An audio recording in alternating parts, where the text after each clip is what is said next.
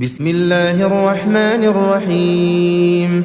تبارك الذي بيده الملك وهو على كل شيء قدير، الذي خلق الموت والحياة ليبلوكم أيكم أحسن عملا وهو العزيز الغفور، الذي خلق 7 سماوات طباقا ما ترى في خلق الرحمن من تفاوت فارجع البصر هل ترى من فطور، ثم ارجع البصر كرتين ينقلب إليك البصر خاسئا وهو حسير، ولقد زينا السماء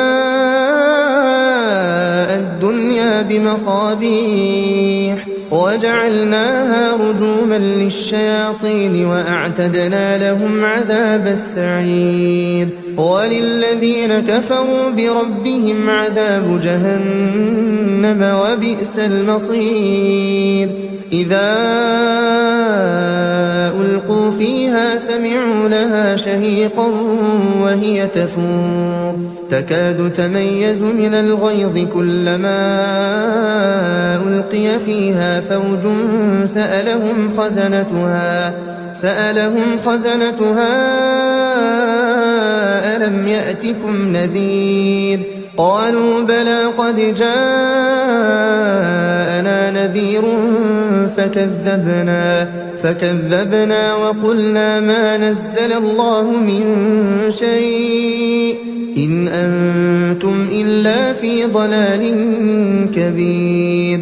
وقالوا لو كنا نسمع أو نعقل ما كنا في أصحاب السعير، فاعترفوا بذنبهم فسحقا لأصحاب السعير. إن الذين يخشون ربهم بالغيب لهم مغفرة وأجر كبير. وأسروا قولكم أو اجهروا به إنه عليم بذات الصدور. ألا يعلم من خلق وهو اللطيف الخبير.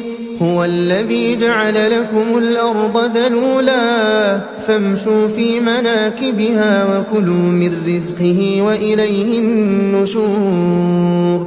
أأمنتم من في السماء أن يخسف بكم الأرض فإذا هي تمور أم أمنتم من في السماء أن يرسل عليكم حاصبا فستعلمون كيف نذير.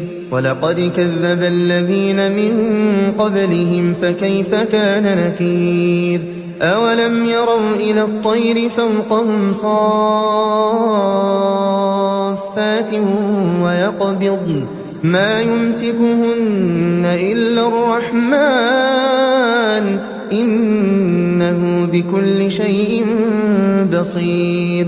أمن هذا الذي هو جند لكم ينصركم من دون الرحمن إن الكافرون إلا في غرور. أمن هذا الذي يرزقكم إن أمسك رزقه بل لجوا في عتو ونفور. أفمن يمشي مكبا على وجهه أهدى أمن يمشي سويا على صراط مستقيم. قل هو الذي أنشأكم وجعل لكم السمع والأبصار والأفئدة قليلا ما تشكرون. قل هو الذي ذرأكم في الأرض وإليه تحشرون. ويقولون متى هذا الوعد إن كنتم صادقين.